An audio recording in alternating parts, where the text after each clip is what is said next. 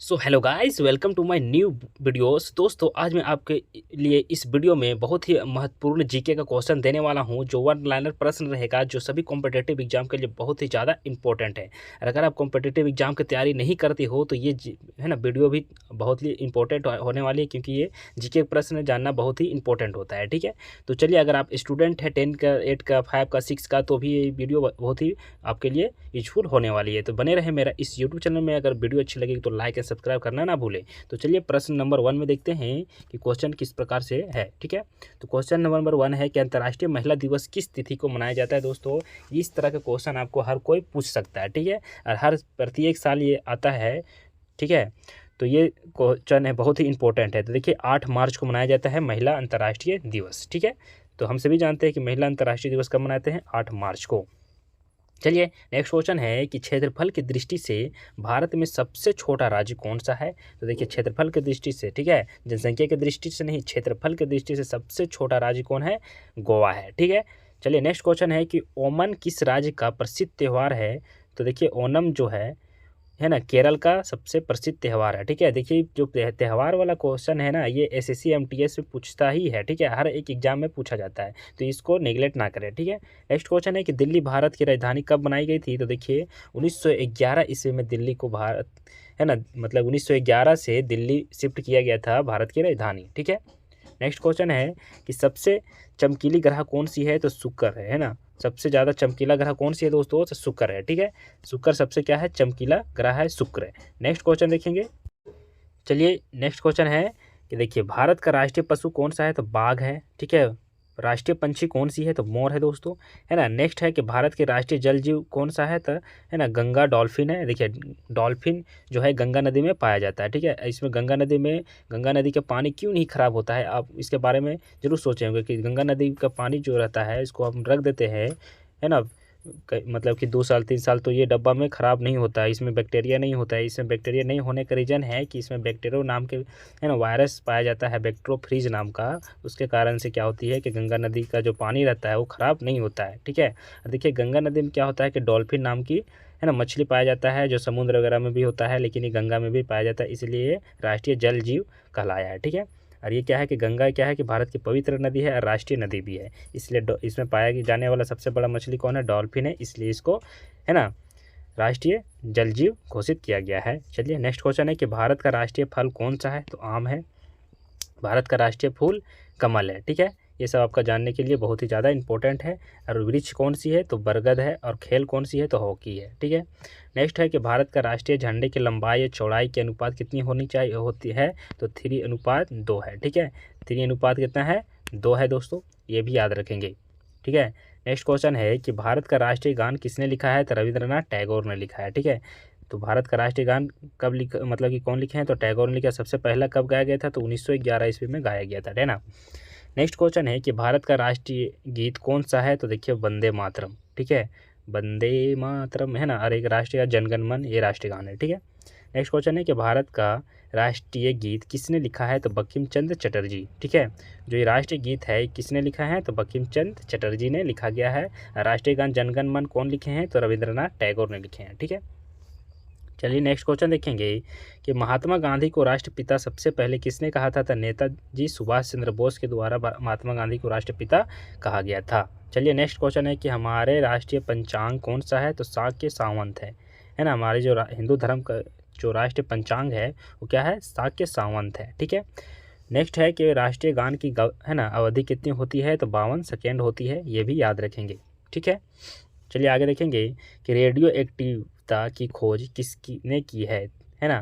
तो रेडियो जो एक्टिवता की खोज किसने की है, तो हेनरी बेकरल ने की है। ठीक है, ये भी याद रखेंगे। चलिए, नेक्स्ट क्वेश्चन है कि पेस मेकर का संबंध शरीर के किस अंग से है। तो हृदय से है। ठीक है, पेस मेकर जो है इसका संबंध किससे, शरीर के, तो हृदय से है। ठीक है, चलिए नेक्स्ट क्वेश्चन देखेंगे। ठीक है, मानव शरीर, ठीक है, मानव शरीर किस ग्रंथि को मास्टर ग्रंथि, मानव शरीर में किस ग्रंथि को मास्टर ग्रंथि के नाम से जाना जाता है। तो पीयूष ग्रंथि को। ठीक है, पीयूष ग्रंथि है जो मानव शरीर के हर एक अंग से, है ना, जुड़ा हुआ है। ठीक है, इसलिए इसको मास्टर ग्रंथि कहते हैं। ठीक ना। नेक्स्ट क्वेश्चन है कि कार्बन का सर्वाधिक शुद्ध रूप कौन सा है। तो हीरा है। ठीक है, हीरा क्या है, कार्बन का सबसे सर्वाधिक रूप है। है कि नहीं। नेक्स्ट क्वेश्चन है एक्सरे का आविष्कार किसने किया था, तो रॉन्टन, है ना, क्या है, रॉन्टजन ने किया था। ये एक्सरे मशीन का जो एक्सरा भी जो हम लोग कराते हैं, ठीक है। नेक्स्ट क्वेश्चन है कि किस धातु का प्रयोग मानव द्वारा सबसे पहले किया गया था, तो हम सभी जानते हैं कि सबसे पहले मानव द्वारा कौन सी धातु की गई थी, तो तांबा का, है ना, सबसे पहले तांबा का प्रयोग किया गया था मानव, ठीक है। जानवर में कुत्ता का हो गया, है ना। नेक्स्ट क्वेश्चन है कि अंतरिक्ष यात्री को बाह्य आकाश कैसा दिखाई पड़ती है, तो देखिए इसका काला दिखाई पड़ती है अंतरिक्ष यात्री को, जब ऊपर से देखेंगे, है ना, तो आकाश कैसा नज़र आता है, तो काला। और हम लोग देखते हैं पृथ्वी से तो कैसा नज़र आता है, तो नीला। दूरबीन का आविष्कार किसने किया था, तो देखिए हम सभी जानते हैं दूरबीन का आविष्कार गैलीलियो ने किया है, ठीक है। चलिए नेक्स्ट क्वेश्चन देखेंगे कि दिल्ली स्थित महात्मा गांधी की समाधि का क्या नाम है, तो हम सभी जानते हैं दिल्ली जो स्थित महात्मा गांधी की समाधि का नाम क्या है, राजघाट है, ठीक है। और दूरबीन का आविष्कार किसने किया है, तो गैलीलियो ने किया है ना। नेक्स्ट क्वेश्चन देखेंगे कि भारत में पहली रेल कहाँ और कहाँ तक चली थी, तो देखिए मुंबई, ठीक है, बम्बई में चलाई गई थी, जो बम्बई है ना, वर्तमान मुंबई है, ठीक है, मुंबई जो थाने तक चलाई गई थी, है ना। कितना किलोमीटर तक चला था, तो 34 किलोमीटर तक चला था। रेल सबसे पहले भारत में कब चलाया गया था दोस्तों, तो है ना 1853 में, है कि नहीं।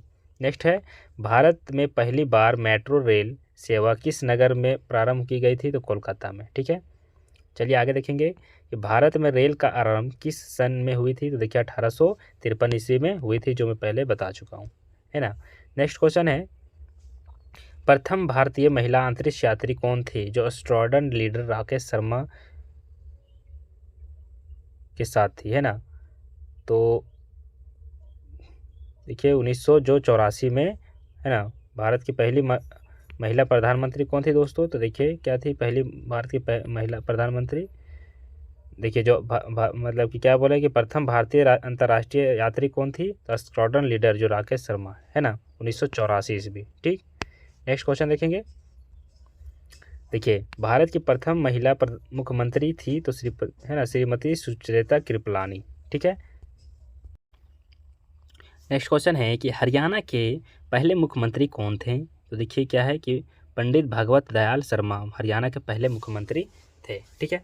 नेक्स्ट क्वेश्चन है कि संयुक्त राष्ट्र संघ की स्थापना कब हुई थी, तो देखिए संयुक्त राष्ट्र संघ की स्थापना कब हुई थी, 24 अक्टूबर 1945 को हुई थी, ये भी याद रखेंगे। नेक्स्ट क्वेश्चन है कि संयुक्त राष्ट्र संघ का मुख्यालय कहाँ है, तो न्यूयॉर्क में है, ठीक है।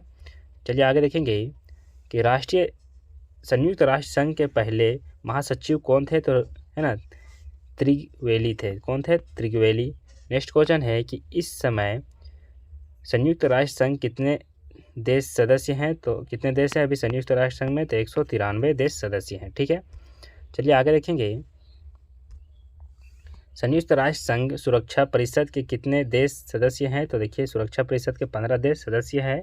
और इसमें से क्या है कि संयुक्त राष्ट्र संघ सुरक्षा परिषद के कितने देश अस्थायी सदस्य हैं, तो 5 है, ठीक है, ठीक है, 5 मतलब नाटो, है ना। चलिए नेक्स्ट क्वेश्चन देखेंगे अंतर्राष्ट्रीय न्यायालय कहाँ स्थित है, तो है ना हैंग हॉलैंड में है। अंतर्राष्ट्रीय न्यायालय कहाँ है, तो हॉलैंड में स्थित है, ठीक है फ्रेंड, तो ये भी याद रखेंगे। चलिए आगे देखेंगे नेक्स्ट क्वेश्चन है कि संयुक्त राष्ट्र संघ के वर्तमान महासचिव कौन है अभी, है ना, तो वान की मून, है ना, संयुक्त राष्ट्र संघ के वर्तमान महासचिव है। नेक्स्ट क्वेश्चन देखेंगे संयुक्त राष्ट्रीय महासभा में हिंदी भाषण देने वाले भारतीय कौन थे, तो अटल बिहारी वाजपेयी थे, ठीक है, पहला। नेक्स्ट है कि संयुक्त राष्ट्र संघ सुरक्षा परिषद के अस्थायी सदस्य कितने वर्ष के लिए चुने जाते हैं, तो देखिए इसका राइट आंसर हो जाएगा 2 वर्ष के लिए, ठीक है। तो दोस्तों अगर आपको ये वीडियो अच्छी लगी है तो लाइक और सब्सक्राइब करना ना भूलें और इसको सब्सक्राइब जरूर करें। थैंक यू फॉर वॉचिंग, जय हिंद।